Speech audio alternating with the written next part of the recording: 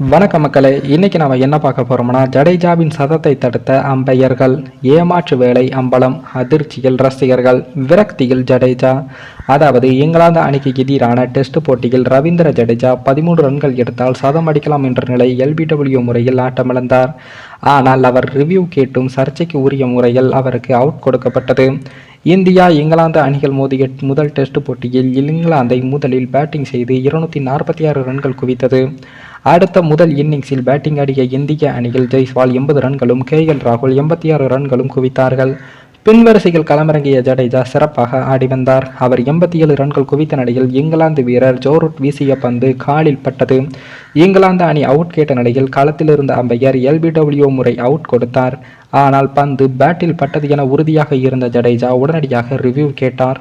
பந்து முதலில் பேட்டில் பட்டதா அல்லது காலில் பட்டதா என்று ரிவ்யூவில் பார்க்க அனைவரும் ஆர்வமாக இருந்தார்கள். அப்போது திரையில் அந்த பந்தின் ரீப்ளே காட்டப்பட்டது. அப்போது அல்ட்ராயஸ் தொழில்நுட்பத்தின் உதவியோடு அம்பையர் பார்த்தபோது பந்து ஒரே நேரத்தில் பேட் மற்றும் காலில் பட்டது. அதனால் மீண்டும் ஸ்னீனிகோ மீட்டரில் பார்த்தார். அப்போது பந்து பேட் மற்றும் காலில் ஒரே நேரத்தில் பட்டதால் அந்த நேரத்தில் சீனிகோ மீட்டரில் அதிர்வு தெரிந்தது.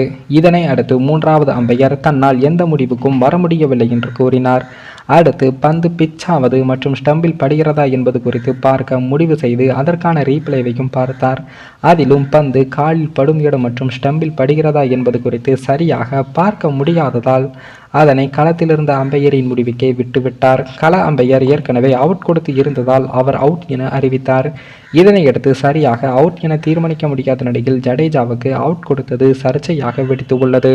கிரிக்கெட்டில் எப்போதுமே ஒரு முடிவை சரியாக தீர்மானிக்க முடியவில்லை என்றால் பேட்ஸ்மேனுக்கு சாதகமான முடிவை எடுக்கப்படும். ஆனால் இங்கே பந்து காலில் பட்டதா என்பதை கூட தெரியாத நிலையில் பேட்ஸ்மேனுக்கு சாதகமாக முடிவு எடுத்திருக்க வேண்டும் என்று ரசிகர்கள் விவாதம் செய்து வருகிறார்கள்.